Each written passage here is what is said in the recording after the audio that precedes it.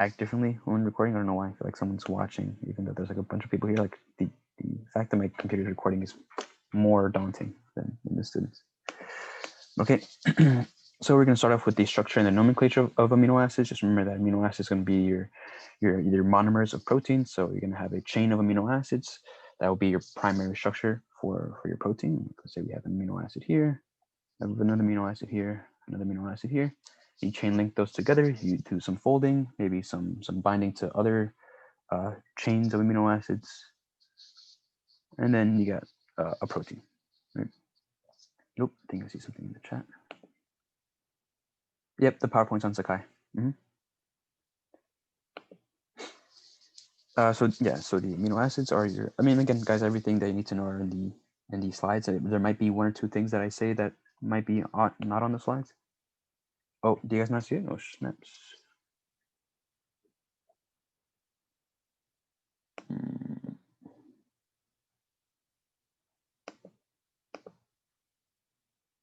Into biochem. Biochemistry 1, 2. Oh, I put it into the wrong folder. I'm sorry, guys. Yeah, let me move this. Copy. And paste.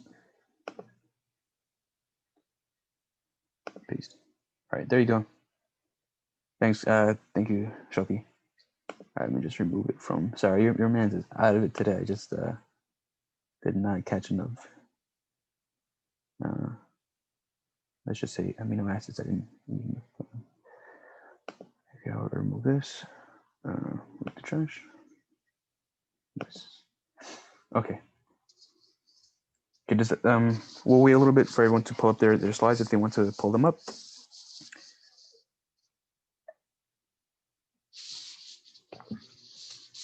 But okay, as we were mentioning before, your amino acids are just the monomers of proteins. They're going to be linking together in something that's called a peptide bond. The peptide bond is formed by the removal of a water molecule. Let's see, you have amino acid here, amino acid. A water molecule goes out. That's called a dehydration synthesis, and then you have your covalent bond, right? The hydrogen is going to be removed from the amino group from the amino acid. So it's amino acid. Again, for biochemistry, everything is aptly named, right? So the amino acid is a structure that has 2 carbons in it, or it might have more carbons in the side chain in the R group. That's a variable depending on the amino acid. But the backbone of the amino acid, I have it here abbreviated as BB. The backbone of the amino acid has an amino group. Remember, an amino group is a nitrogen attached to a carbon, and it has a carboxylic acid group, right? An amino acid. So in the peptide synthesis, what we're going to have is the hydrogen from the NH2 group. One of them is going to be popped off. The OH group is going to be popped out from the carboxylic acid, and they're going to peptide bond to each other and form a link. That's why a dehydration synthesis, and that's why when you use a protease, something that's going to cut peptide bonds, you use water. You add water so you can recreate this NH2 and OH group in your amino acid. Okay, so this is the basic structure of the amino acid. Then you have your backbone here, which is 1 carbon here, a carbon here. This carbon has a carboxylic acid, and this carbon is attached to an amino group. You're always going to have your handy dandy hydrogen, and you're going to have a replaceable, or not replaceable, but a variable R group. Depending on what it is, the R group might give your amino acid the ability to be really, really acidic, or really basic, or non-polar, or polar. There's a lot of different R groups that we're going to be visiting today. So what's great about the amino acid is that it has the capacity to act as both a base as well as an acid, right? Because there's a basic group here as well as an acidic group here. And so, I thought I heard something. But if anyone has any questions, definitely feel free to let me know. But because we have this basic group and acidic group, we have the capacity for this amino acid to act as both an acid or base, at least the backbone of the amino acid. And so when we have varying, let's say, solutions of pH, remember pH is just the concentration of protons, making something very acidic if it has a low pH. So if you have a low pH, it's acidic. If you have a high pH, it's basic. And the opposite would be true for POH. Just remember, just the parts of the hydrogen is analyzed here, and the concentration of hydrogen is analyzed here. Here, the concentration of the OH is analyzed here. So if you have a high POH, then you're going to have a acidic solution. If you have a low POH, which is the opposite of the pH, a low POH, then you're going to have a basic solution. Okay, enough of a review for chemistry. So basically, if you have your amino acid in different solutions, let's say it's in a basic solution or a acidic solution, the hydrogens on the carboxylic acid and the amino group can just pop off and interchange depending on the pH. Typically, we're going to be finding the amino acid in the form of physiological pH. That physiological pH is the 7.4 pH, around 7.3, 7.4. And at that pH, the carboxylic acid, being an acid, it's going to be deprotonated at that point. So it would have something like such. And the NH2 being the base is going to be protonated at that point. So it's not going to be letting go of its hydrogen, meaning we're going to have a positive sign. Oh, snap, sorry. NH3. And it's going to have a positive sign at physiological pH. So that's something really important to know, right? The carboxylic acid group is going to be deprotonated at a high pH, around physiological pH, and that the basic group is going to be able to snag some hydrogens at that pH. Okay, next about the structure of amino acids is the fact that there are designations called L and R. Sorry, no, it's not an R. L and D. I'm tripping. Not to update that in the PowerPoints, but okay. So it's an L and D. So for you guys listening on, it's an L and D, not an L and R. So in these types of Fisher projections, remember Fisher projection, have the dashed line on the vertical, and we also have the wedged line on the horizontal. What we find is that when we have the amino group on the wedge, and on the left side, we have the L amino acid, and when we have the amino group on the right side, we have the D amino acid. And the L amino acid is going to be the amino acid that you're going to be finding in biological systems. Like for us, even though D amino acids do exist in some organisms, but for the most part, for the majority of all biological organisms, you're going to have the L amino acid configuration. Same thing with the carbohydrates. Remember we mentioned the L and D carbohydrates? Well, for carbohydrates, it'll be the D carbohydrate that determines whether it's in consistently found in biological systems or not. So here, a way to designate it again is the location of the NH3. Just got to make sure that your carboxylic acid group is on top whenever you're drawing the Fisher projection. So they ask you like, hey, what's the configuration of this amino acid? Just make sure you have this structure right here, the carboxylic acid group pointing upwards. Remember, because the direction matters, because the dash and the wedge is what's being abbreviated in the Fisher projection. The carboxylic acid group is pointing upwards.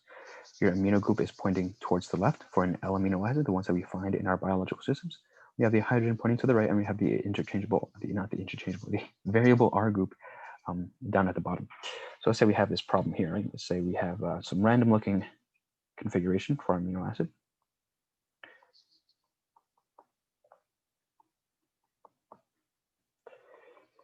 Okay, so if we were to be like, okay, is this an L or a what's it called? R? Sorry, not an R. Okay, what kind of amino acid is this, right? Are we looking at an L amino acid, or are we looking at a D amino acid? Well, remember our target is to have the COOH here on the top, our hydrogen here, the NH3, it's doing its things on the right side, and then the R group over here. Okay, so what we're going to have to do is first assign configuration to our normal L, amino acid, and use that information to help us derive what kind of configuration we should have for our example problem. So for L amino acids, every single L amino acid, this one chiral carbon group right here is going to have the S configuration. It's always going to have the S configuration. Whenever you have a D amino acid, that's why I had an R over here by accident. Whenever you have the D amino acid, the configuration is always going to be R. Of course, there's one exception. There's going to be the cytosine group that has a CH group. And the CH group has a higher priority than the typical carboxylic acid group that you find on the backbone. So that's the only exception that you should take note. That all L-amino acids have the S configuration, all the D amino acids have the R configuration, except that when we're talking about the cytosine amino acid, that's just flipped, right? That's why I accidentally had R over here to explain that. Okay, so if we typically have the S configuration for the L amino acid and the R configuration for the D amino acid, we're going to find out what we're going to have to do is for this example problem, we're going to have to determine if it is also an S configuration or an R configuration. That's what we're going to have to. That's our objective. So, in order to do that, what we can do is determine how many flips. That's something we talked about before. How many flips it takes in order for us to create our desired structure. So it's something we mentioned before, is that if you have an even number of flips, so flip is just the interchanging of a group, right? So you move this group here, move this group here, move that group here. That's a flip. So if you have an even number of flips, then you have the same molecule, right? Like remember for stereochemistry, if you remember orgo, if you were to move a group as such, like let's say we move the hydrogen to the position of the carboxylic acid, remember the R and S configuration, what they do is that they tell you where things are in space, right? The spatial arrangement of things. And that's why if you flip something, you're going to have a different absolute configuration of your chiral center. But if we have an even number of flips, like say 2 flips or 4 flips, then you're going to keep your configuration, right? So if you have an even number of flips, you're going to have the same configuration. Someone have a question? If not, then if we have an odd number of flips, then we're going to have the opposite configuration. Okay, so let's look at our example over here, right? Here we have the R is all the way over here. We have the hydrogen is not where it's supposed to be. So, okay, let's remember we're gunning for something that has an S configuration, right? Or sorry, yeah, the S configuration. So let's see how many flips it takes in order for this thing to be correct. Okay, so let's see. It would take, let's see, we would have to move our group as such. Let's move this one over here. And then if we have that, we have our COOH group on top, which is perfect. And we have the R group on the right side. But we want the R group to be on the bottom hand, right? So we're going to have to do a second flip, like pretend the R group is already here, and we'll do a second flip as such. And when we do that, we have our proper structure. Awesome. So it only took 2 flips in order for us to get the desired structure, right? Okay, so it takes 2 flips, which means that when we find the absolute configuration for this molecule, we can just keep whatever it is. Like if it was an R, if it was an S, we can keep that, right? Because it's an even number. If it was just an odd number of flips, then whenever we find our configuration, we're going to have to flip that. We're going to have to flip it. Okay, so can anyone tell me or guide me through the process of assigning configuration for this Fisher projection?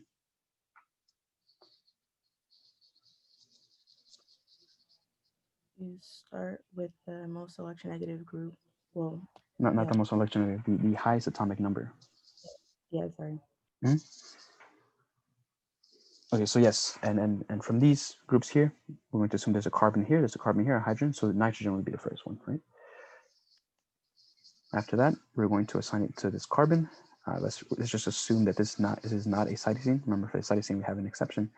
We should say that this carbon attached to the oxygen is going to be the next highest priority. And then lastly, our group, and then our hydrogen group. So as we mentioned before, you really have to have a good fundamental of the rules for absolute configuration to assign it.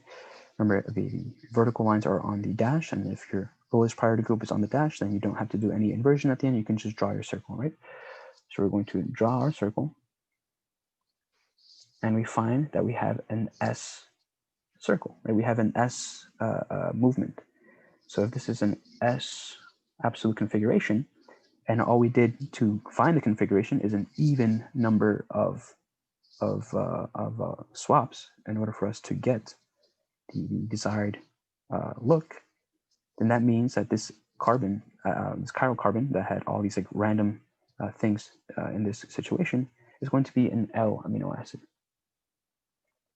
Why? Because it only took 2 flips for it to go into our desired, like this is an L amino acid, just the classic amino acid, how it's supposed to look.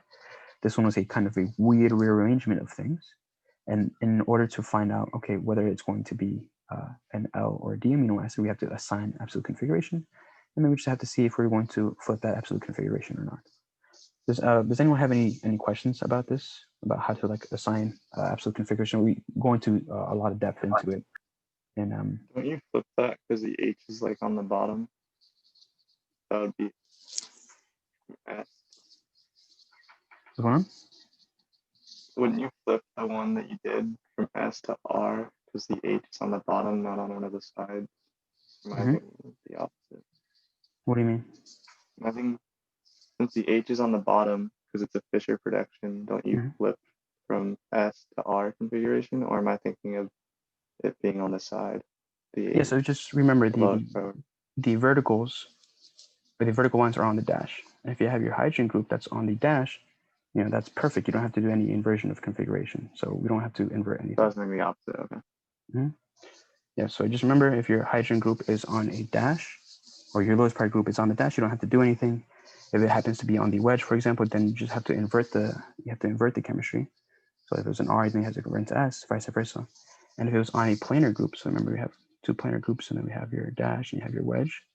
If it's on a planar group, we talked about what to do in that situation. You just have to do the flips as well and find out how many times you have to do the flip to get the proper, what's it called, lowest priority group on your dash, and then you assign configuration.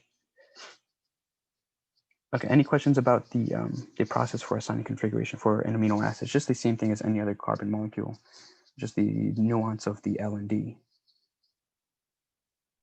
Can you do one more example? Sure. So let's say we have an R group here, and an NH3. Actually, no, it's R group is kind of far away. Say we have a hydrogen group here. No. Okay, I got it. So let's say we have a COOH group here. We have a hydrogen group here, and we have an R group here. Okay, Carl, since you were the one who asked, right, we're going to see if this is an L or a D amino acid. Carl, can you tell me, what is the absolute configuration of an L amino acid?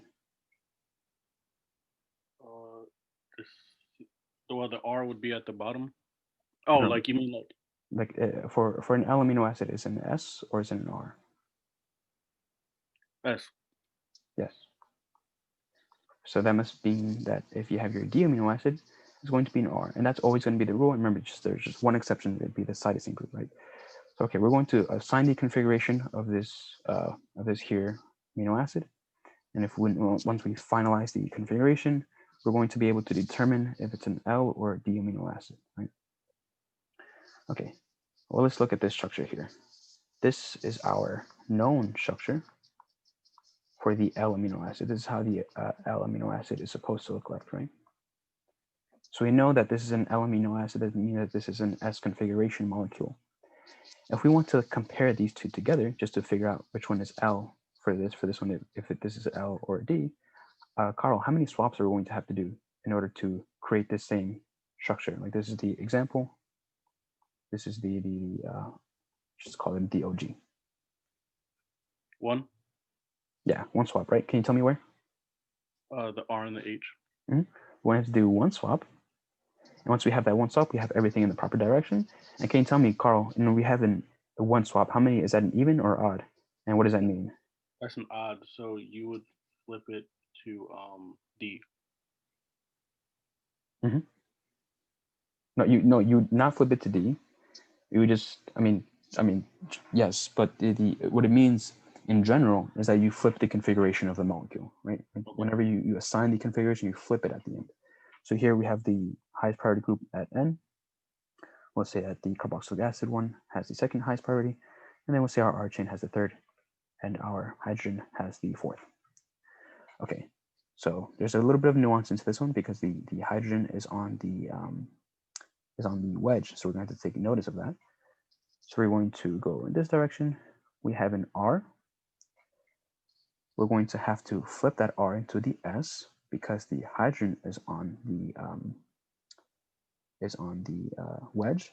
So we go from R to an S, and then we go back to an R because we had that odd number of swaps, right? So this would be an R absolute configuration, aka a D amino acid. Okay, any other questions for assigning absolute configuration for amino acid? I have a question. So this R that you're assigning to me, is that just hypothetical? Or like how are you sure that that would be the third? Or are we just assuming that the carboxylic acid is always going to take priority? Like how do you know? What do you mean? Like what if the amino acid had been like a lysine? Like I don't think the R group would still be 3, right? It would probably be bumped to 2. Do you know what I mean? Yeah, you're making sense. But a lysine molecule, you're talking about this molecule? Yeah. Well, okay, so the lysine, remember when we were assigning absolute configuration, so it's just a matter of like remembering how to assign groups based off the atomic number. So let's say we have our lysine here, right? We have 1, 2, say it's on the whatever. Let's say that this is lysine, and this is our carboxylic acid, and then we have our amino group right here. So this is our chiral carbon, right? We have a hydrogen over here. Mm-hmm. So this carbon, okay, is firstly, let's assign configuration, right? So and this one is bound to a hydrogen, this one's a carbon, this one's another carbon, this one's a nitrogen. Okay, this hydrogen is the lowest priority. Let's give it a 4. This nitrogen has the highest atomic, has the highest, I can't think of the word, what is it? The atomic number from, yeah. From the carbons, right? Because nitrogen is one higher than carbon. So we want to assign it the first. Okay, so now we have a carbon group and a carbon group. Okay, so whenever we're assigning the priority, we're going to have to see which one has the highest priority after you move away from the carbon group. Okay, so what is this carbon group attached to? It's attached to a hydrogen, and another carbon, right? So this carbon group has a carbon, hydrogen, and hydrogen. What does this carbon group have? Right, if you were to draw this carbon group. Like 3 oxygens, technically. Yep, which means that the carboxylic acid would have the highest priority over your lysine. Yeah. And the only exception to this rule would be where's the good boy right here, cysteine, where we have the carbon rather not attached to another carbon, but a carbon attached to a sulfur group, and the sulfur has a higher atomic number than the oxygen group. So that's why sulfur cytosine is the exception. Gotcha. Okay, thank you. Mm-hmm. Any other questions before we move on? It's going to be a rather short lecture today, so I don't mind any number of questions. I have a question. Mm-hmm. So you assign configuration after you rearrange the molecules to fit like the L shape, like L1? No. You assign configuration as is. Like you assign it doesn't like the swaps is not going to affect how you assign configuration. The swaps just tells you if you have to invert at the end. Okay. Mm-hmm. Does that make sense? Yeah. Okay. Any other questions?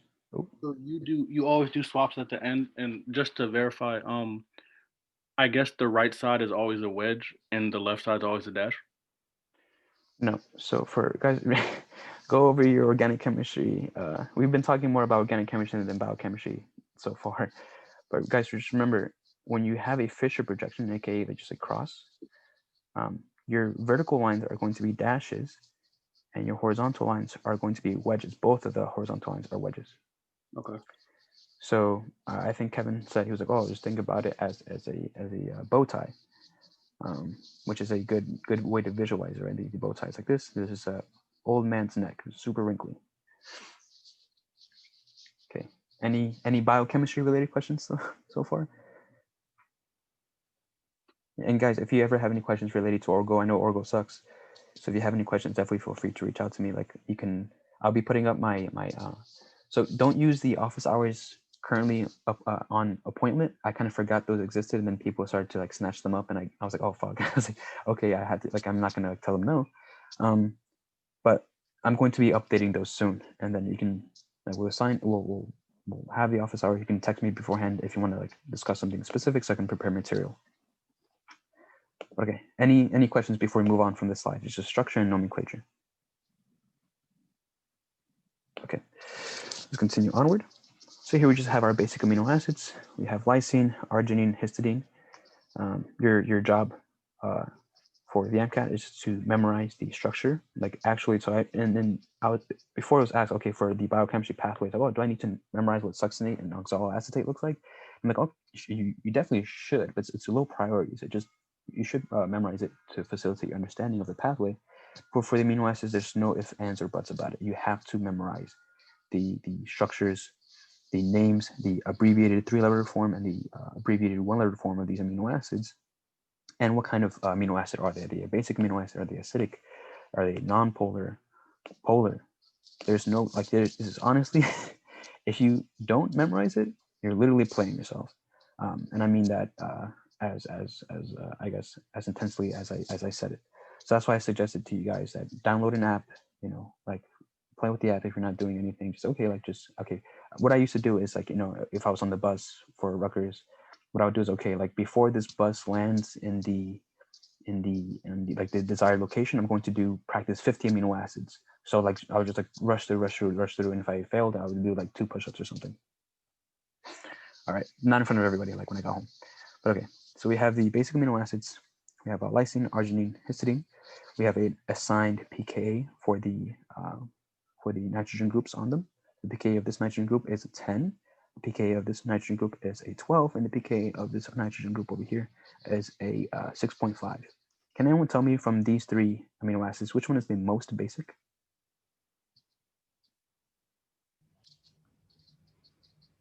Arginine? Yes, arginine, because the pKa of its variable R group is higher, right? So the higher the pKa, the more basic. Okay, so the metonomic that I used to memorize, okay, which ones are the basic amino acid is, there's this show I used to that I used to watch. It said, Welcome to the NHK. It's an anime. If you guys know that show, definitely hit me up. We'll talk about it. But so the way that you guys can memorize it in any way you want. But the way I memorize it is Welcome to the RHK, right? So just use a way to memorize these amino acids as best as you can, and the more optimal way that you can. So for lysine, it's just, I thought lysine is just goofy, right? Just a bunch of carbon groups, and at the end, just like a lonely NH3. And arginine, the way that Professor Dice taught us, he was like, it's arginine, like it's like the R for arg, for like the pirate. And at the end, it kind of looks like a hook, right? Just the nitrogen hook over here. That's arginine. And then histidine kind of looks like a house. So I was like, oh, house histidine. And that's how I will be able to memorize the structure of histidine. Okay. So as mentioned before, at physiological pH, your acidic groups are going to be deprotonated because they're acidic, they're going to be gone. And the groups that are basic, like these groups, are going to be protonated, which means if you have something that's protonated, if you have things that's really protonated, can anyone tell me if it's going to be a positive or a negative charge if you have a highly protonated molecule? Positive. Yep, it's going to have a positive. It's going to have a positive charge, and that's why these guys, these basic groups are going to have a positive charge in physiological pH, right? Because the nitrogens have the hydrogens, and they're still holding on to them because they're basic. They're not going to be donating hydrogens as easily as an acidic group would. Okay, any questions about basic amino acids? Okay, if not, we're going to go to acidic amino acids. So we have 2 acidic amino acids. We have aspartic acid, and we have glutamic acid with their designated letters. So the way that I memorized the acidic amino acids is using the mnemonic D, like D, that acid is acidic. Oh, D, damn, right? So the reason why it works is the 1-letter abbreviation of aspartic acid is D, and the glutamic acid is E. And if you check out what is the difference, and they both just have a carboxylic acid group as their functional group, but the only difference is that aspartic acid only has 1 carbon, and then you have the acidic group, and glutamic acid has a carbon and then another carbon, and then you have the acidic group. So D is just like, okay, first it's what's it called? It's alphabetical order, right? Aspartic acid starts with an A, glutamic acid it starts with a G. So it's not only is it alphabetically correct, like DE, but it's also telling the number, like which one has more carbons, right? The first one is going to have less carbons, the next one is going to have more carbons, right? That's what I use to memorize acidic amino acids. D. So the pK of the carboxylic acid groups are going to be 4. And just remember, guys, in physiological pH, can anyone tell me whether these carboxylic acid groups are going to be protonated or deprotonated? Can anyone tell me? Physiological pH. Oh, sorry, I didn't hear the response. Deprotonated? Yes. No, it's good. So deprotonated, right? Because physiological pH is 7.4 and the pK of these guys is 4. So, you know, they're going to be deprotonated because they're acidic in this type of pH. If the pH for whatever reason of your body was like, let's say you're in the stomach, right? Your pH is 2, well then those carboxylic acid groups, they're going to hold on to their hydrogens because their area, their environment has way more protons. So the protons are just going to hang out. But if there's not a lot of protons, then the acidic group is just going to pop it off, right? Any questions about the acidic amino acids? So remember, and if your hydrogen pops off, you're going to be left with a negative charge, right? Okay. Any questions? If not, we move on to the next batch of amino acids. Because now we have our non-polar amino acids, right? And I kind of drew it the way that I like to memorize it. So for glycine, alanine, valine, leucine, isoleucine, it kind of looks like a tree is growing, like you have a little leaf. You have a carbon group, you got some stems, it's growing bigger, and then kind of just gets like hit in, like let's say it grew up in Chernobyl, right? And Chernobyl's got a bunch of radiation, it just looks weird at the end. That was kind of dark.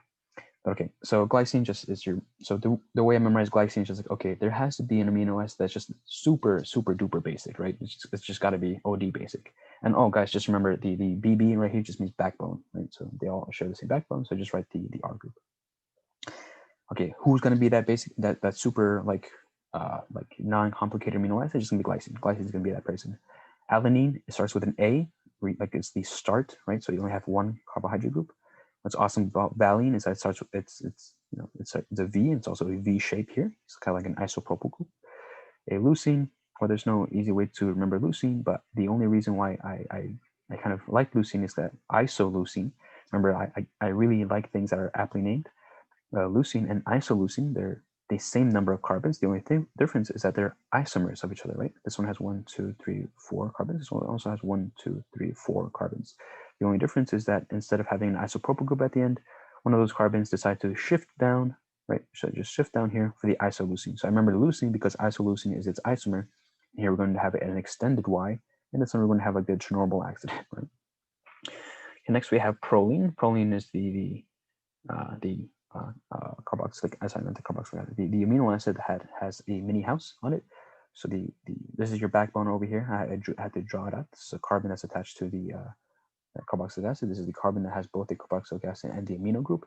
The R chain is going to come in and bind to the amino group right here. So it's going to have a kind of a sterically hindered structure, right? Because remember, the rings are sterically hindered. There's proline.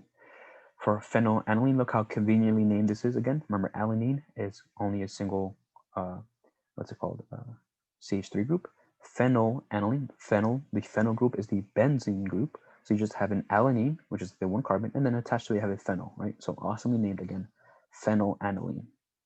And look at the abbreviation. So it's phenylalanine, and the abbreviation is an F, right? It's really convenient. It's awesome.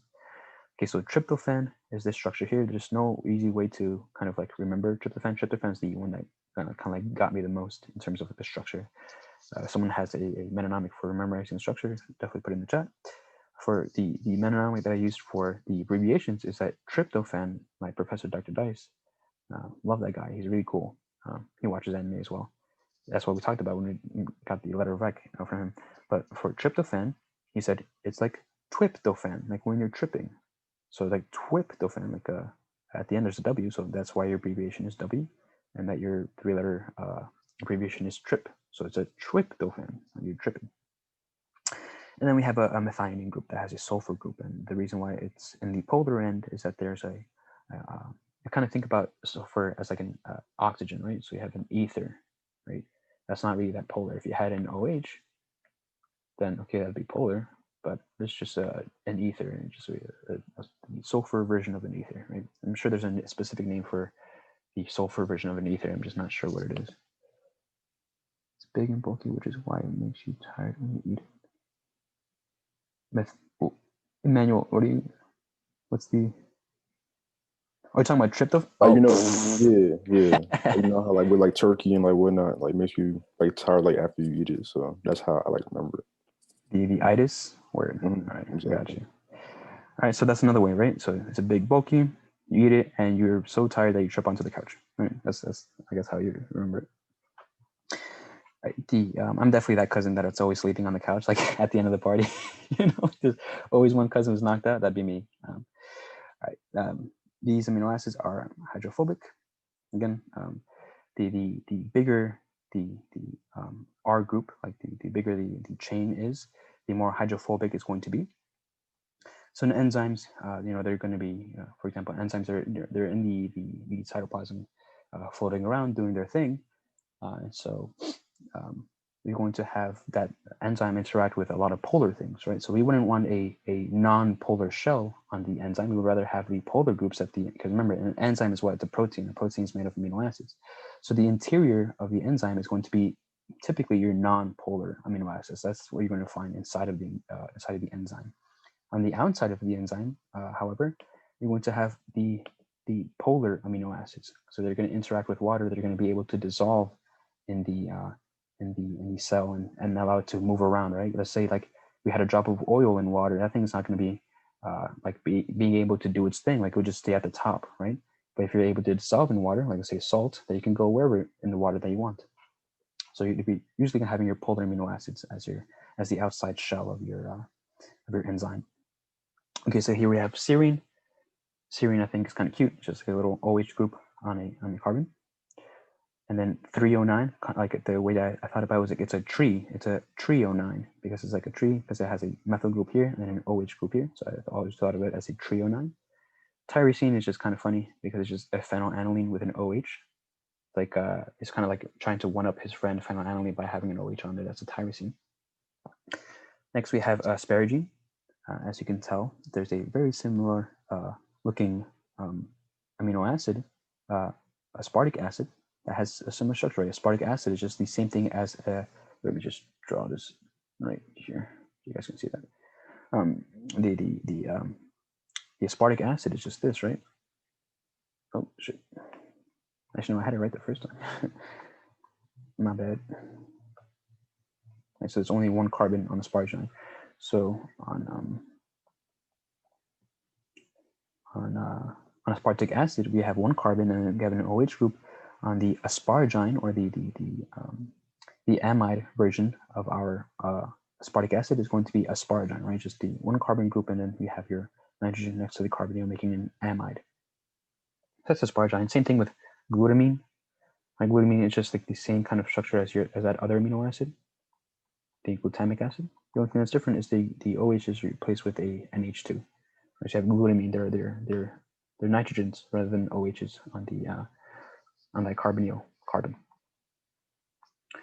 Okay, next we have cysteine. Cysteine has a thiol group right here, the CH group here. The CH group is going to allow it to do something called disulfide bonding, something you can find in proteins very, very often. So if they ever say something in the past like, oh, something was able to reduce the disulfide bond, well, then you know you can be working with only cysteine does this, right? It's the only one that has a thiol. So cysteine, like if you ever have like something like denaturing a protein or something involving a disulfide bond, you're gonna be working with this amino acid. Okay, and then remember, as we were going through the pathways in yesterday's class, we had the phosphates. Can anyone tell me where the phosphates usually bonded to whenever they were transferred onto a molecule? Like what atom did they usually bond to, the phosphates?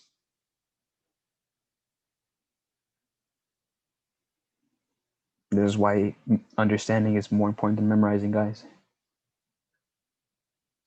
Nobody? Oh man, I thought Repeat your question. Yeah, so when a phosphate group is attached to a molecule, to what atom does that phosphate group usually attach to? Oxygen? Yeah, oxygen. Which means, can anyone tell me the 3 amino acids that you see here would be possibly phosphorylated? Serine, threonine, and tyrosine. Yes, these are going to be your phosphorylated amino acids. So if they ever say like, okay, in the active site we have an amino acid that's phosphorylated, what is that amino acid? You have your choice of serine, threonine, and tyrosine. Thank you, Sienna. Yes, I hope I did. If you guys have any questions about the biochemistry pathway, I know it's a lot of stuff, and it might be, you might be zoning out and stuff. I try to make it fun because everything's aptly named. Like the naming is impeccable. But yeah, if you have any questions about the biochemistry stuff, definitely feel free to reach out. Because we have a couple more slides to go through.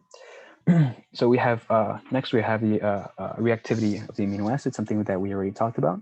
So let's give a term to what it means to be both acidic and basic. So that means that you're amphoteric. If you're amphoteric, it means you're both acidic and basic.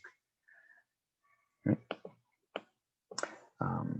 Yeah. So every amino acid has the ability to be acidic and basic because they have the amine group here, and you also have the carboxylic acid, and they could be even more acidic or basic depending on their R group, right, or nonpolar and polar.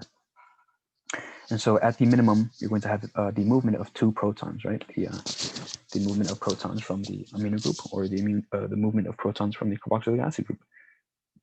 For example, here we can see the movement of protons, or the release or gaining of protons, depending on pH, right? So we mentioned how at low pH, we're gonna have a bunch of protons in the environment, or a bunch of H pluses.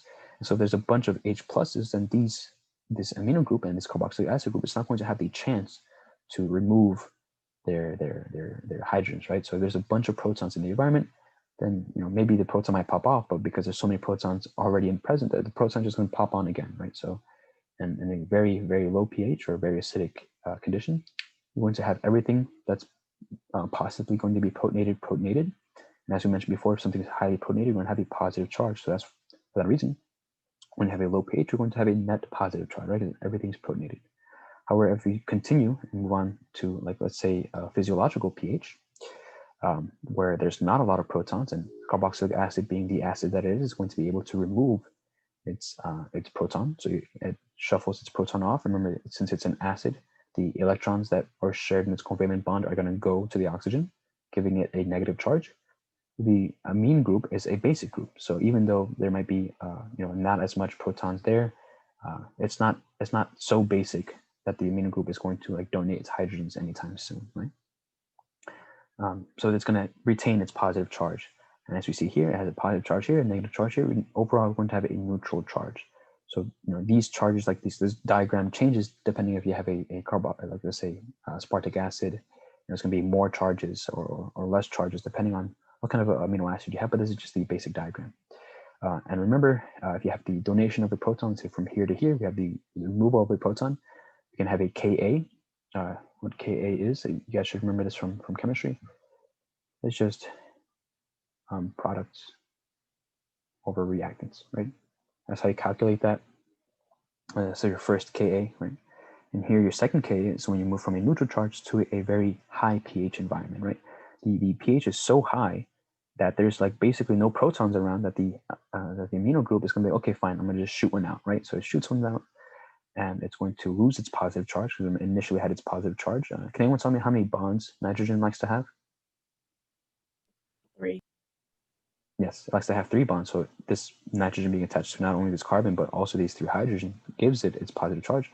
When it loses one of those protons, aka hydrogen, to the environment from the high pH, we're going to lose that positive charge, right? So we're going to have no charge here, but that that negative charge on the oxygen is still present. So we're going to have a net negative charge at high pH. You're going to have your second Ka. So let's throw in some more terms in the mix. So if you have a Zwitter ion, you have a molecule that has both a negative and positive charge that cancel out, right? Here we have a positive charge here and a negative charge here. And this makes this compound a Zwitter ion, right? Because they cancel out. Negative 1 plus 1 is going to be 0. Here we just have a positive 1. Here we have a negative 1. The isoelectric point, something you might remember from biochemistry, is just the pH in which you have your Zwitter ion, right? Your Zwitter ion is going to exist in this pH. It's not going to exist in this pH because everything's protonated. It's not going to exist in this pH because everything is deprotonated, right? So there's a specific pH at which your isoelectric point or your Zwitter ion exists.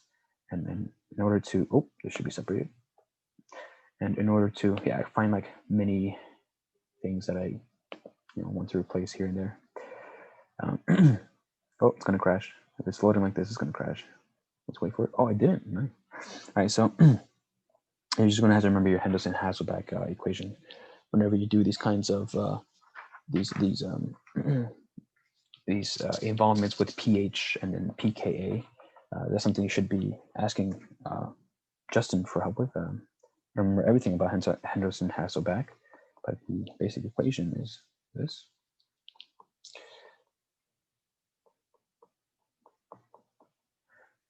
The minus is going to indicate that it's the base, and the H is going to indicate that it's the acid. So it's a way to figure out, let's say the pKa. Remember we talked about pKa, like over here. For this group, we can find the pKa. We use that number here. We find what the concentration of the acid and bases of the solution, and then we're able to find the pH of the solution. That's the basic use of the Henderson-Hasselbalch equation. You can also find pKa by basically doing some basic algebra. You move the log over here on this end, and if they ask you like, hey, like what's the pKa of this here molecule, if this is the pH and this is the concentration, well, then you can find your pKa. Okay. Yes, and just to put that trend out there, just to really hammer it home. Remember, if you have a pKa that is higher than your pH, a pKa that's higher than your pH, is this pKa going to be protonated or deprotonated? Can anyone tell me?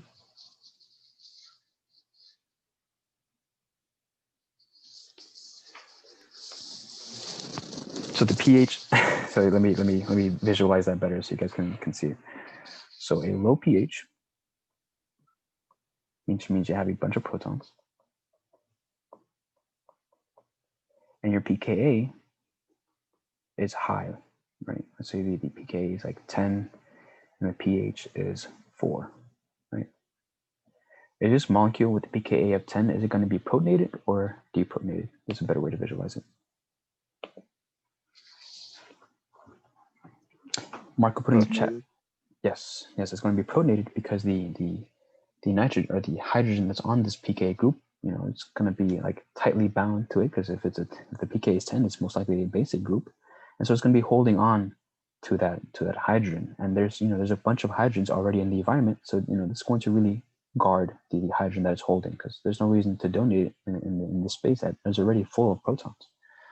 But let's say on the other hand we have a pH of, let's say, 12 in our environment, right? We have a pretty high pH, and we have some OHs, we have hydroxyl groups floating around, right? Would this molecule now be protonated or deprotonated? Deprotonated.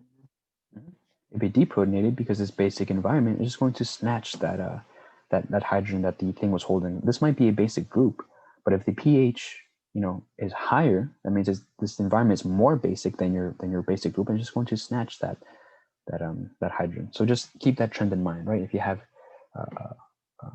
they just like draw like a number line, right? Like if your pKa is here and you're on this end, you're just going to be protonated, and if you're on this end, then you're going to be deprotonated. Okay. Any questions about amino acid reactivity or isoelectric point?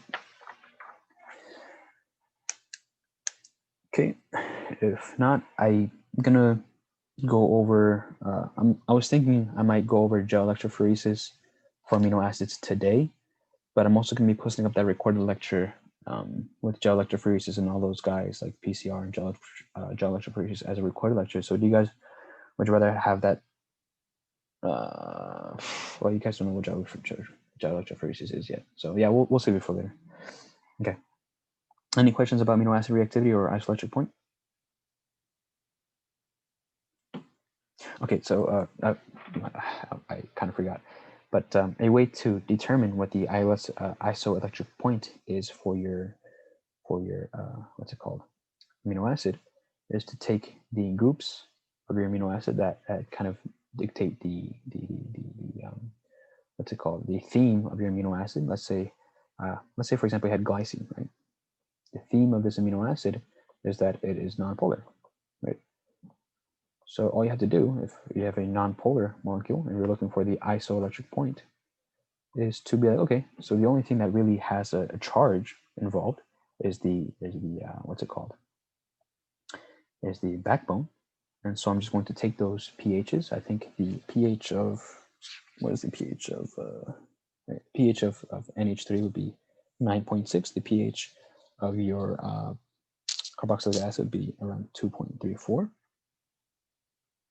And all you ever have to do is you add 9.6 plus 2.3, and you find the average of it. Right? I'm not sure what the average number is. That can, it's 5.97. That's how you find your isoelectric point, the pH at which your positive and negative charges cancel out. Right? You just take the pKa of your NH3, which would be 9.6, the pKa of your carboxylic acid group, in this case it was 2.6, and you find the average of those two, you add them, you divide by 2 and get a 5.97. That'll be your isoelectric point, the point in which your amino acid has both the positive and negative and they cancel out, right? But let's say you have a acidic themed amino acid, right? Or I mean, for the acidic theme, and it's just the opposite of the basic theme. So if we were to draw, I know nobody wants to see this, but let's say we have a titration curve, right? So let's say we have something like this. This is our titration curve. We have two, what's it called, pKa's, right, per amino acid. Like the amino acid has the NH3 pK we have to look out for, and the OHCOOH pK they have to look out for, right? So the pKa of here, the isoelectric point would be over here. But if we had an acidic amino acid, that means that we have, more humps. Like this is one hump here, something along the lines of something like this, something really odd. The pi would be higher. The pi would be lower. Sorry, if you had a acidic group, so be like the pi would be over here, right? Because you have more acids donating its proton at lower pHs, right?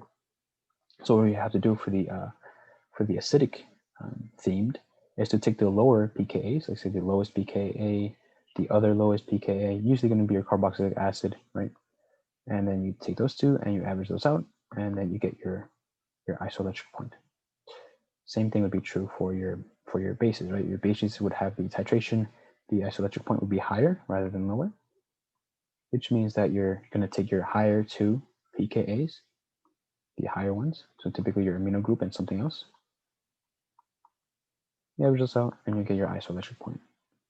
And we'll be seeing, this is basically a trend. There might be some nuances to it that you find on the full length. Like they might have something very specific, and then you're gonna have to like switch up the way you do it. But we'll get into like depth. Right now, I just want you guys to know the concepts of these things before we actually work on some problems. Because as I always say, the theory is more important than the practice of the application. Because if you have a strong theory, like the my crammers out there, we don't have a lot of time to practice problems. So that's why when we cram, we focus on the theory, right? And then we sometimes we do well in the exam. It's not because we practice problems, because we had a good foundation of the theory. So this is what really and something I'm going to I think we're gonna we are. So just a little like heads up. Today we're going to be having a meeting at the end at 5 o'clock, not to be like, oh, this and that, and start getting all teary-eyed. There's nothing to get teary-eyed about. This winter session has been very, I would say, grueling for your instructors, myself, Austin, and Justin, and also for you guys. So we're just gonna be like, do your best, and here's some strategies. We're gonna have like a mini Q&A. So if you have any questions for us, definitely write them down, and when we meet up around 5, we'll talk about it. Whatever questions you might have, right? Okay, to continue forward, there's just some miscellaneous bits of information that we have for certain amino acids. For example, we talked about the proline, where it has the ring structure, kind of like a mini house.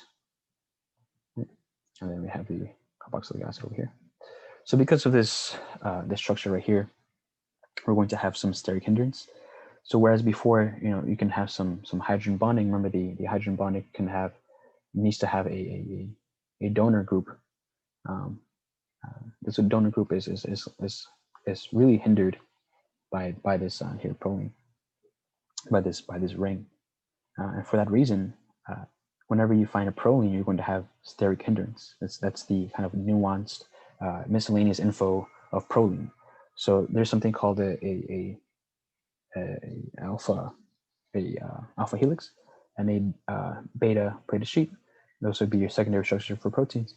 Specifically for the alpha helix, you're not going to have a proline in the so alpha helix looks like, I forgot what an alpha helix looks like, but basically an alpha helix is a structure that relies on the hydrogen bonding between amino acids. So the amino acid here, the other amino acid here, the hydrogen bond, and then that's how the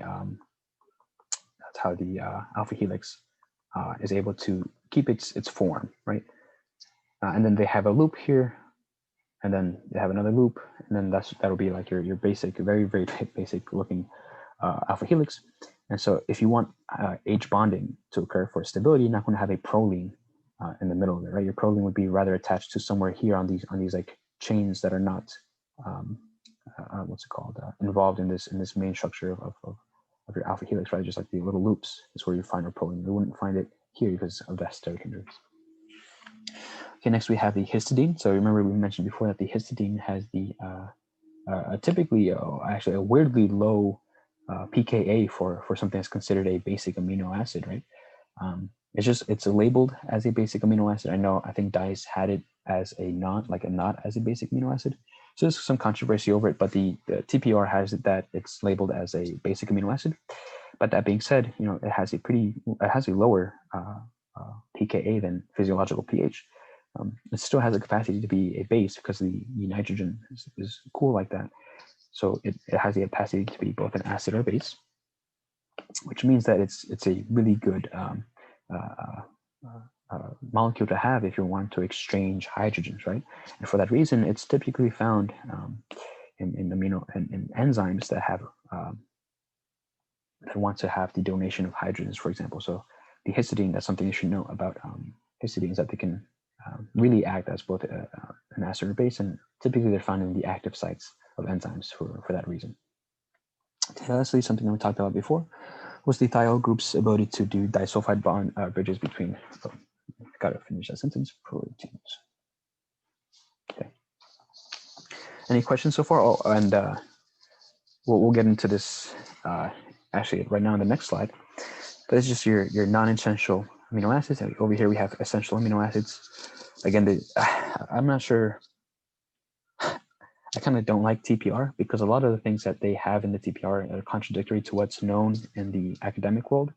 Like my professor Dice, he was like, oh yeah, ATP is formed at the end, but the TPR is like, no, it's not. My professor Dice and like this person who made this chart, like, oh yeah, the histidine is a non-essential, but the what's it called? The TPR has it that it's an essential. And since the TPR is related to the MCAT, we're going to do what the TPR says and put it into the essential group. So there's something called a glucagonic or a ketogenic amino acid. As you probably can tell, glucagonic means it can be something related to glucose, and ketogenic means that it might be something related to ketones. That's something we'll talk about in a second. Just to kind of remember if something is ketogenic or not. If it has 6 or more carbons, then it's ketogenic. So like these would be the amino acids that are ketogenic. This would be a way to remember histidine. His goes both ways. Why it's an acid or base. That's the metonomic that the TPR gave. I spelled that wrong. Histamine, the name histidine and histamine, they're related for a reason. They're you can convert these two, histidine from histamine, and And histamine, like the antihistamines that you take if you have an allergic reaction, histamines are involved with inflammation and the allergic response. So if you have a bunch of histamine in your blood system, well, that sucks, you know, like it's really bad. You're gonna have an allergic reaction. And that's why you take something called an antihistamine, like that Benadryl, right? It's just to remove the histamine from your bloodstream. That's just a small little fun fact. Any questions so far? Okay, if not, let's continue forward. So now we're going to have the synthesis of the amino acids. This is something that might pop up. I was in the TPR, I didn't have it, and I don't remember it on being on any of my full links. But then again, like my memory is not on the MCAT. It's really not that strong because as soon as I finished my MCAT, I kind of just like threw everything out of my mind. It was like, I'm chilling. And I started teaching you guys, I'm like, fuck. But yeah, so in terms of the amino acid synthesis, I don't really remember it, but it's in the TPR book, so I'm going to present it to you guys. My goal again is to like make sure that I can get everything to you guys. So even if, you know, today's our last day, but despite that, I'm going to be working hard on Saturdays and Sundays, Mondays, Tuesdays, and Wednesdays until I can get all of the content up as a video. Hopefully some of you guys would watch it. Even one person watches it, that's good enough for me. So here we have the structure synthesis amino acids, the structure synthesis for amino acids. I keep misspelling things. Oop, 4. All right, so basically the overall reaction is you have your aldehyde. The aldehyde is going to have the interchangeable R group. So as you can anyone tell me what amino acid this thing is going to make? We have this like isopropyl group right here. Oh fuck, it's over here. Yeah, it's a valine. Yeah, so the overall reaction is just the you have a ammonium. So ammonium is different from ammonia. Ammonia is a nitrogen with 3 hydrogens. Ammonium is when you have 4 hydrogens. So it has a positive charge. We couple that with a counter ion, the Cl. The Cl has a minus charge. And then we have here a cyanide group and a water molecule. So what's going to happen is the amino group is going to form an imine, and the imine is going to be protonated, and then the protonated imine makes this carbon very, very electrophilic. This cyanide group that has a negative charge, this is a cyanide group, so you guys can see it again. A really strong and small nucleophile is going to come in and tackle this carbonyl, form a structure here. That's what you find. And then you're just going to have some acid in there. And once you add the acid, this nitrogen group goes and buggers off for my Harry Potter fans. And then you're going to have a ketone form, and you're going to have your amino acid. So what's crazy about these syntheses, so we're going to go over this one, the Strecker, and also the Gabriel-Malonic synthesis, is that they form, you know, they can't form a specific L or D amino acid, and they make a racemic mixture. Can anyone tell me what a racemic mixture is specifically?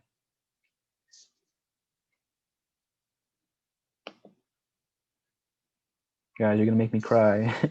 You're gonna make me think that all the effort I put in this winter was like for nothing. Yes, thank you, Alyssa. Yes, that's what a racemic mixture is. Okay, awesome, cool, great. Yep, and so we're going to have to use the resolution for the removal of, you know, a specific S or R amino acid. Remember, S is assigned to L and R is assigned to D. Okay. Yep, so I explained the mechanism over here. This is just the visual effect. You have your aldehyde here. I have the NH3 come in and smack it real quick, giving an imine. The imine is going to get a hydrogen from the cyanide. It's going to protonate it, giving it a positive charge. This thing becomes very electrophilic. Your cyanide is going to come in, swoop in for the kill. Now you have this structure here with your amino group, your cyanide, and then you just throw in some little acid in there, and then you have your amino acid, your L and D amino acid, and then you have to use some resolution to get it out. Okay, next we have the Gabriel-Malonic synthesis of amino acids. Damn. There you go. Okay, cool. Better. It's like that. Okay, whatever. All right, so here we have the nitrogen. Typically, in the synthesis of amino acids, what's really tough is getting that nitrogen group onto your molecule. You can have carbohydrates. We can just oxidize the carbohydrates, and we'll get some good old carboxylic acids. But getting that nitrogen group is really hard. So you can start off with is a huge molecule called phenyl, right? So we can take and you're going to deprotonate it with phenethylamide, right? Whatever And you're going to deprotonate it with a strong acid, sorry, a strong base. Yeah, I need to sleep today. A strong base, and you're going, after you deprotonate, you have electrons left, and with those electrons, you're going to have some resonance stabilization, making a good nucleophile. After that, your good nucleophile is going to attack a alkyl halogen, or sorry, an alkyl halide. An alkyl halide, which is an R group with a halogen on it. The good nucleophile that was made from the deprotonation of is going to be a good nucleophile. It's going to remove the bromine from your malonic ester, making a N-malonic ester. And yeah, so let's look at the mechanism now, right? You can just read that over later on. So this is the mechanism. You have the here, and then you have the removal of the hydrogen with the strong base. You have now a negative charge. Oh, snap. Damn. I'm always forgetting something, dude. Okay, yeah, I have to. Well, I mean, this is the last day. Thank God. I really couldn't take another day. I was dying. All right, so not because of you guys, but because of just the sheer content that I have to like remember. Yeah, so we have the resonance form. We have the negative charge go up in here, go into the oxygen group, or on the same, just going to go on the bottom end. Later, we're going to have our halogen with the malonic ester. There's a malonic ester. Like here, we have an ester group right here, the carbonyl with an oxygen next to it. We have our bromine, and then the nitrogen being a good nucleophile. Oh snap! I have another thing missing. Jesus Christ. Having another, what's it called? Man, I'm gonna have to update the PowerPoints. Yeah, guys. So at the end, I'm gonna update the PowerPoints. I'm gonna have a couple like small things to fix, but for me, I'm a nitpicker, so I'm definitely going to re-upload the new version. We're gonna have the bromine hop off, the good nucleophile, that is the lone pair with the charge, is going to come in and attach. Your malonic, you have the malonic ester right here. And just to reiterate, just to redraw this in a better form, this group is here, this group is here, and of course you have your hydrogen down at the bottom. Next, you're going to take Naomi. For those of you who don't know who Naomi is, she's a good base, right? It's just the Na. So to draw Naomi, just the Na plus. Such a great name. And then we have the oxygen right here. So there's Naomi, just whenever you see an Na or Cl, it's just a counter ion. Then you have the oxygen, and you have the methyl group, right? Just Naomi to draw the here. You're going to add Naomi. It's going to be your base. You're going to deprotonate this here hydrogen. Excuse me. Saying that is really killing me.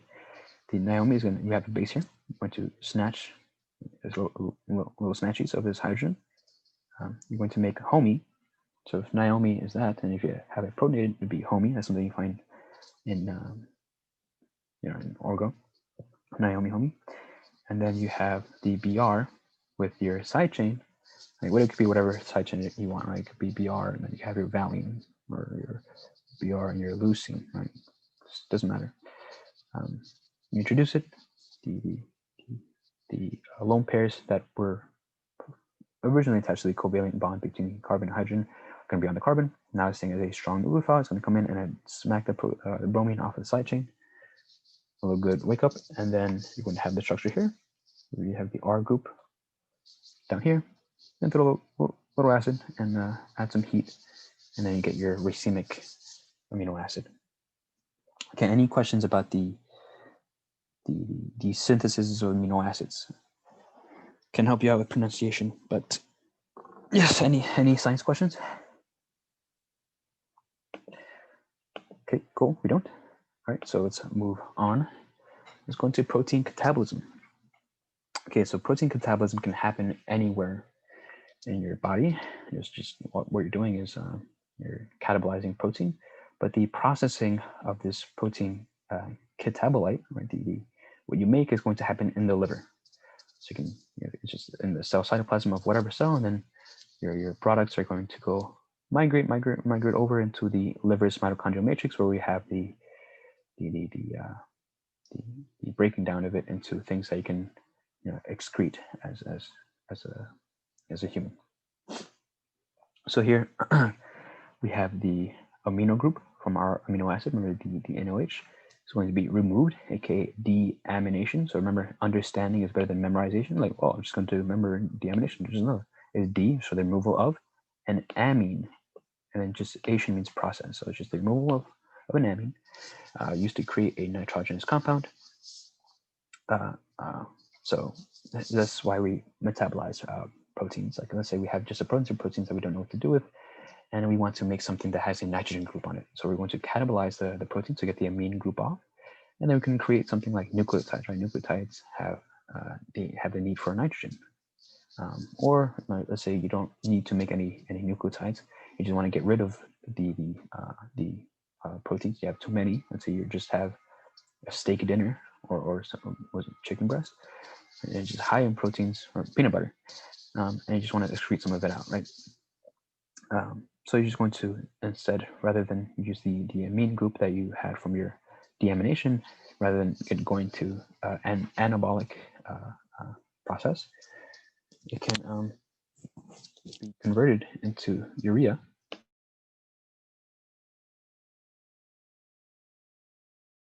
Sorry about that.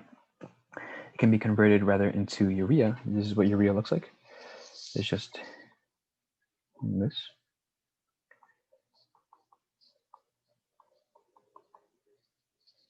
It can be converted to urea. Here we have two amino groups. This urea is then shot out as urine, right? So urea, urine. That's where they get the name urine from, because it's just the urea found in your in the urine. So okay, so how do we take this amino group off, right? Like what's this whole process about? The first step is going to be transamination. So remember, look at the name, transamination. So we have trans, so it's going to be kind of like something that's different, right? So it's weird, it's different. Amination, amin, so that's your nitrogen group, and ation, so it means process, right? So what is transamination? What is that? It's going to be the transfer of an NH3 from your amino acid to an alpha ketoglutarate, and that alpha ketoglutarate then becomes glutamic acid. And that glutamic acid is going to travel to the liver, and then we're going to do whatever we want with the nitrogen group. We can make nucleotides, or we can can throw it out as urea. So here's just an example of transamination. We have let's say for example, a tyrosine. You have your amine group here. You attach your amine group to an alpha ketoglutarate. You make glutamic acid, and what you're left with is this amine group that used to be here. It becomes oxidized, and you put on an alcohol there, and what you get is going to be a carbonyl at the end. And remember, alpha is something that is right next to it. So a keto acid, remember acid is carboxylic acid, we have carboxylic acid here. On the alpha carbon, we have a ketone. So it's an alpha keto acid. So that's what happens. This is just for tyrosine, right? But it could be for any of the amino acids. So you just take your amino group off, you put it onto alpha ketoglutarate, you make glutamic acid. That thing shuttles off into the liver, and you're left with an alpha keto acid, right? This in case it just happens to be the alpha keto acid of tyrosine. Okay, so once you have your alpha keto acid, that's a carbon skeleton. What's something that carbon can do? Well, something carbon can do is it can be super duper oxidized. Why would we want to super duper oxidize something? Well, let's say we want to have ATP. Let's say you're on I think, I'm not sure what kind of diet it's called when you have just proteins and eat proteins, but let's say your only source is proteins.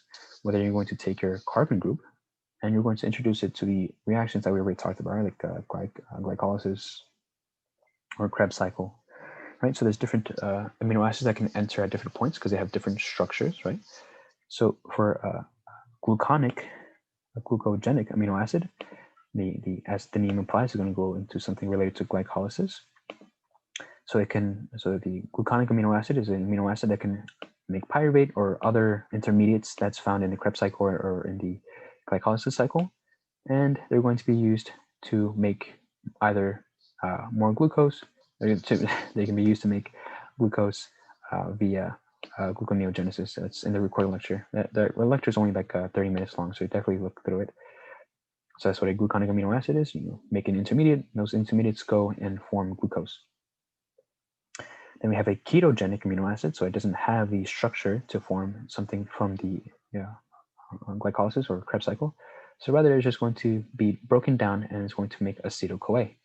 And acetyl-CoA, something we're going to be talking about in a recorded lecture, acetyl-CoA can be used for fatty acid synthesis. Or it could just straight up be introduced into the Krebs cycle, and then acetyl-CoA gets turned into 2 CO2s once it gets oxidized to oblivion. So yeah, the result of the resulting glutamate that's formed from transamination is going to donate its what's it called? Its amino group. So it means it's going to deaminate itself. It's going to donate its amino group, the NH3, to the liver, and the liver is going to do either anabolic precreation of nucleotides, or you're going to have the urea cycle, right? So we're going to get into what the urea cycle is, but first let's just go through the protein catabolism mech. So let's say, for example, we have a glucagonic amino acid, for example, aspartic acid, and aspartic acid, we just have the nitrogen group from the aspartic acid move over into this alpha ketoglutarate. It's going to snatch it, and as a result, we're going to create an oxaloacetate, right? That's something we found in the Krebs cycle, the oxaloacetate. So that can go into the Krebs cycle, do its thing. The resulting, every single time you move on a nitrogen onto alpha ketoglutarate, this is a specific molecule, right? It's not like a random molecule. This is alpha ketoglutarate. This is what it looks like. You attach a nitrogen to alpha ketoglutarate and create a glutamate. Hey, wait a second, glutamate? Yeah, I mean, look at this thing, right? It's a carboxylic acid group, a nitrogen group. Okay, that's the backbone of your amino acid. And look, 1, 2 carbons, and then you have the carbon over here. 4, 1, 2, 3, 4, 5. I might have 1, 2. Yeah, I think I drew too many what's it called? Carbons on this structure. And glutamate is just 2 carbons. Oh, I see what I was trying to do. I was trying to do this. Yes, so this is your glutamate. Let me fix anything here. Okay, so 1 carbon. Yet. Oh, sorry guys. I was kind of mini dad yesterday. My apologies. But yes, this is your aspartic acid. Your aspartic acid is just your backbone, 1 carbon, and you have your carboxylic acid. The glutamate is when you have 2 carbons, and then you have your carboxylic acid like this, right? 1, 2, 1, 1, 2, perfect. 1. Okay, cool. Sorry about that, guys. Please make the amends to your PowerPoints, or I'm going to be uploading these. There's some just small little kind of like the difference of 1 carbon. My apologies for that. I'm sorry. Yeah. So then we have oxaloacetate form. We have glutamate form as well. 1, 2, 3, 4. Okay, oxaloacetate I did well. The glutamate is going to go shut off into the liver's mitochondrial matrix. And whoa, there's the chat is popping off. You were right before, I think. Oh, was I? Why? Yeah, because if you look at your aspartic acid, that's achiral, because the COO are the same from the central carbon. COOH,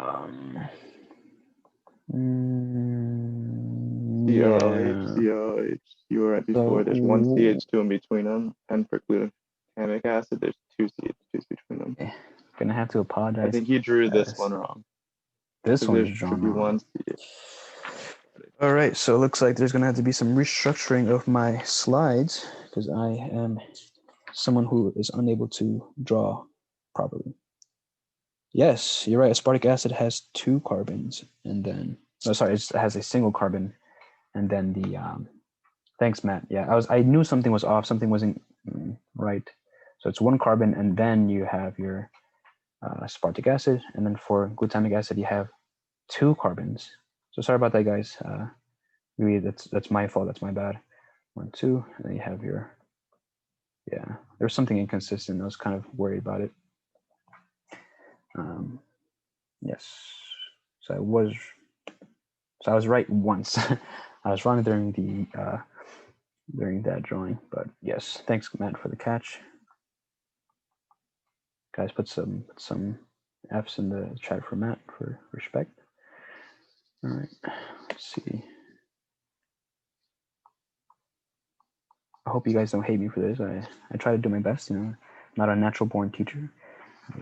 I was literally the laziest person in the past class. Like I was the person who did not give a single fly. Now I'm doing my best to teach you guys, and hopefully I try to improve as a teacher constantly. And sometimes I make mistakes. So I apologize for it. But okay. So here we have the glutamate go off into the liver. It's going to go. We're going to do this the separation between the random cell that has this deamination occur, the transamination. This transamination, the movement of an amine group from one molecule to the other. And here we have the enzyme very aptly named, right? Aspartic acid aminoacyl transferase, right? It's just the movement of a amino group. And then the glutamate, and this one is going to be consistent. Like this enzyme may vary depending on the amino acid you have, but here this one's always going to be consistent because your glutamate is always going to be the thing that's moving. Also, just a quick note: the alanine is another thing that shuttles the amino group to the liver for processing. So glutamate is one of them. Alanine is the other one. Glutamate is going to be the one that we're focusing on. It's really just the same process. So you have glutamate dehydrogenase. You have your use of NADPH. Remember, NADPH is a superman of reducing stuff. That's why we don't really just put its electrons towards the ETC, because it's a better reducing agent than it is a something to give off electrons, right? It's specialized. You reduce this, right? You put the electrons into here, get your alpha ketoglutarate, and the structures over here, and then you have your ammonia. Is there any questions that you guys want to you guys have before we finish up? We just have the urea cycle, and then I have a cycle here at the end for funsies. Stop being here. Oh. All right, so let's continue forward. Guys, just by nature, I'm a person who's like very nitpicky, and so like when something goes like haywire, like a single carbon missing, I'm just like, you son of a bitch, right? That'd be my reaction as a student. I'd be like, how would you recommend studying the pathways? My brain is mushy right now. Yeah, so I mean, just okay, we have something else in chat. Word. Yeah, it's Friday. I think we should all put on our Rebecca Black songs and have a little dolphin with our hands on the car. But in terms of the pathways, the biggest thing for them is I have a huge mirror in my room. It's like the sliding doors. Like if you guys have sliding doors for your closet, mine's not like a wood sliding door. It's a mirror. So what I did was I wrote down all the pathways that I had for biochem, and I would wake up and I would roll a dice, and let's say like we have 12 pathways. So if I roll a dice and it lands on 7, okay, I'm going to recite myself pathway 7 to a T. And if I get it wrong, then I have to do some push-ups. That's how I go about it. In terms of like how to like not practice how to learn it, but like how to learn it, the structures are really going to facilitate the process, because it's everything is aptly named. Like, look at this: arginine, arginase. So if you know, like, remember, what is the arginine amino acid? This is the arginine, right? The arg, right? The hook at the end. So if you're able to visualize that arginase, and then you have the urea come in and bind. Sorry, the urea coming in and coming off, right? The urea over here that we talked about. It's just the carbonyl will be poking off this carbon group here. So there's just ways to visualize things, I would say, with the structure of the pathway. So I would highly suggest memorizing the carbon structures of the pathway, and then from there, like sometimes if I'm like kind of nervous for a full length or something, and if I don't remember the enzyme, because the enzyme is so awesomely named, I can just create the name and it'll typically be right? Okay, we go from here to here. All that happened was a oxidation reduction. I'm going to call like this structure something dehydrogenase, and it happens to be right? So like having a good understanding of the movement of redox reactions and hydrogens and what enzymes do. Like a ligase is going to like bind things together. A lysis is going to cut things apart. A kinase donating phosphate. So things like that really learn to what's it called, to understand it. Don't learn to memorize it. If you learn to memorize it, and if you find something nuanced about a pathway, the chances of you catching that question might not be as good if you were to like actually understand the pathway, not just to memorize names and stuff, right? Because you want to make this process fun for you. Like I really enjoy this, right? As a biology major, having things be really convenient, you know, because it's just like, oh, finally, like orgo wasn't convenient. All this stuff is like, look at this stuff. They could have made these names super bullshit, right? But they didn't, and so like, thank you so much, and I'll take it. So if you guys ever, let's say for glycolysis, that's the one that you should really practice your skill of like, okay, you know, if we have this kind of reaction, this is what I should expect. If you guys want to like run through some pathways and how I view them and break down the names and stuff and the enzymes, definitely schedule an office hours with me, and we'll go over it. But okay, so we have the anything else in the chat? Mushy. Okay, cool. So we have did that answer your question, Casey?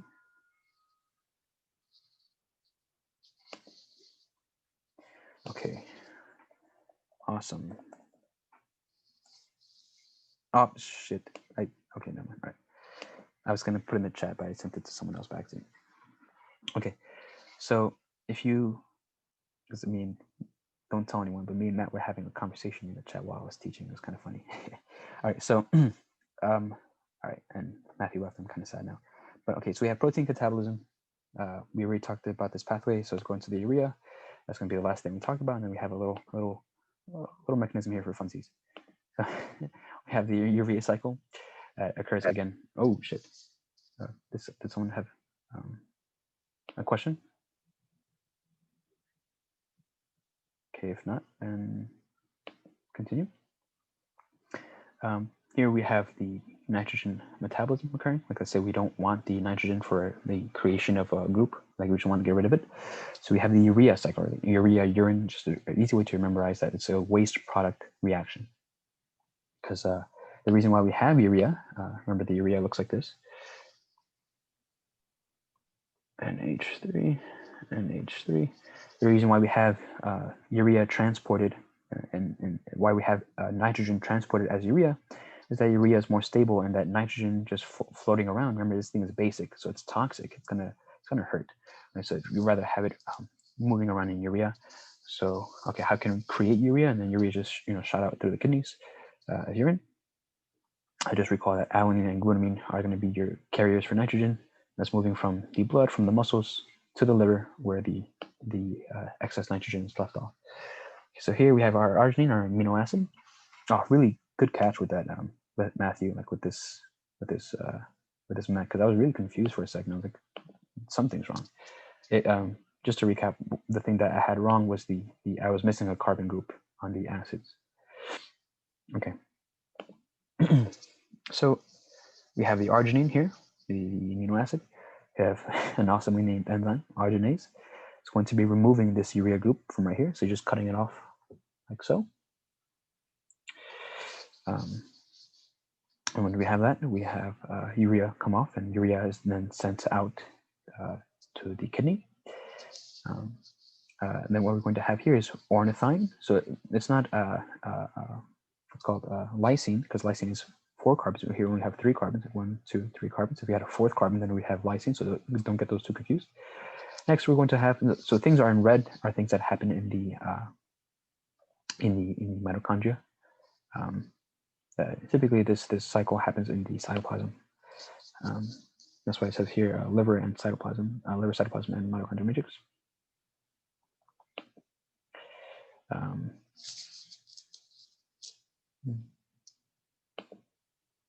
Actually, no, that's still right, because I was wondering, like, if we were talking about the mitochondrial matrix, well, yeah, the nitrogen pops off in the mitochondrial matrix. Man, is that?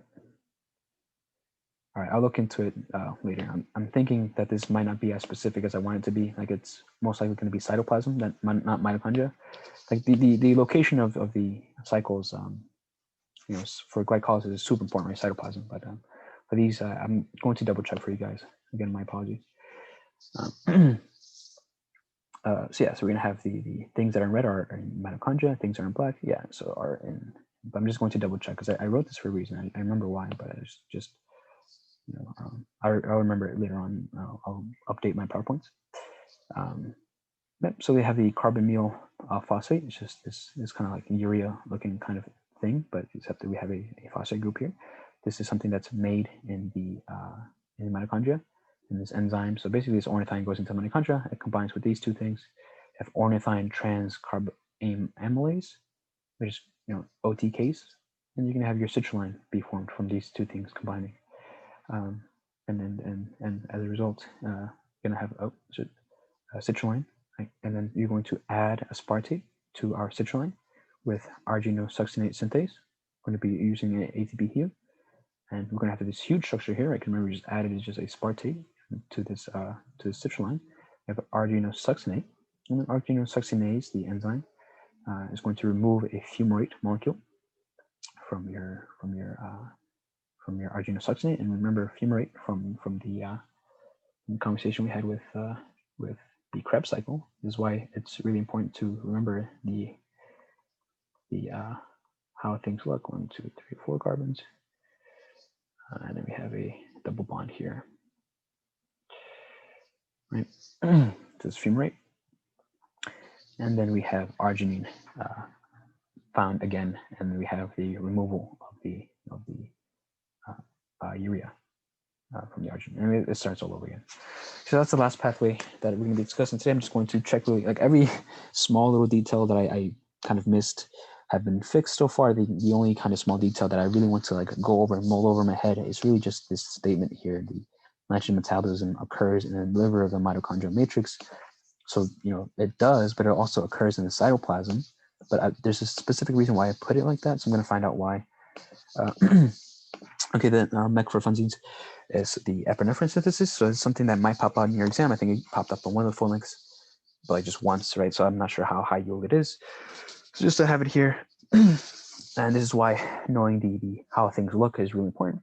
We have phenylalanine, hydroxylase. We're going to add a OH group.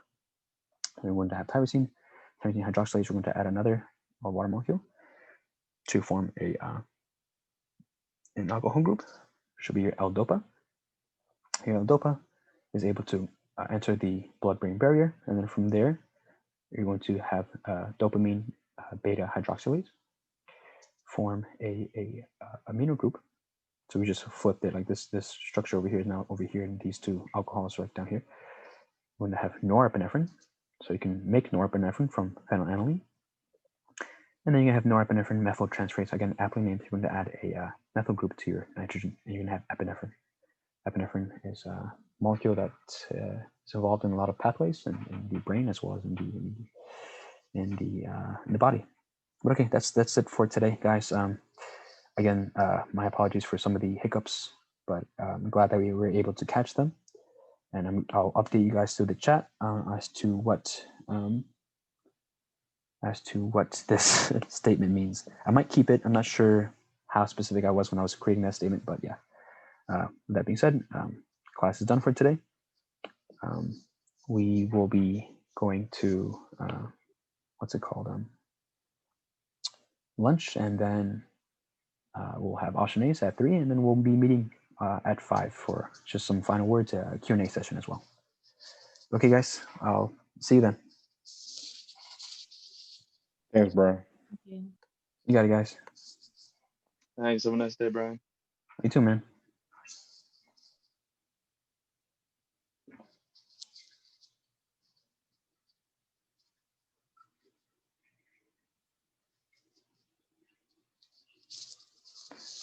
Okay.